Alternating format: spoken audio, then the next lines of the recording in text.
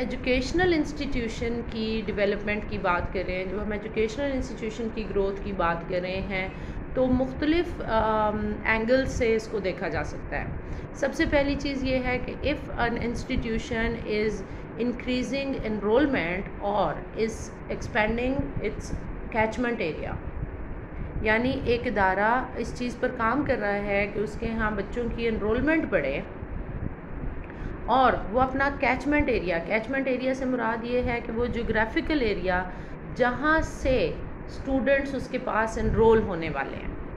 जब एक इदारा इस पे काम कर रहा है तो obviously the institution needs to grow.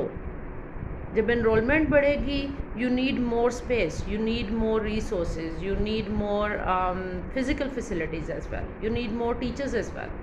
और जब कैचमेंट एरिया बढ़ेगा तो हमने कल जब डिस्कस किया तो we talked about catchment area बढ़ेगा तो सिर्फ आपको बिजनेस अपनी बिल्डिंग एक्सपेंड नहीं करनी पड़ेगी, नंबर ऑफ़ टीचर्स नहीं बढ़ाना पड़ेगा, you need further resources, for example transport. तो नीड ऑफ ग्रोथ आइडेंटिफाई होती है as you expand your catchment area और you increase your enrolment. Then when you need to build further your infrastructures, and you need to have more facilities, physical facilities, तो भी आपको ज़रूरत पेश आती है, आपको नज़र आता है कि अच्छा we need to invest more now and we need to develop further.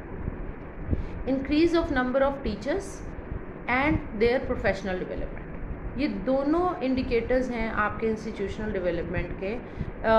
सिर्फ टीचर्स की तादाद बढ़ाना इज़ नॉट डेवलपमेंट, उनकी प्रोफेशनल डेवलपमेंट करना, यानी रेगुलर बेसिस पे your teaching faculty should be developing.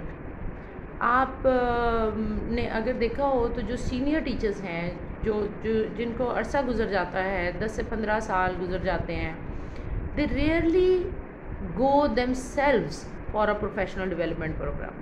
So this is the role of the leader of institution or the managers of institution to keep an eye कि कहाँ किसको कैसी professional development की ज़रूरत है।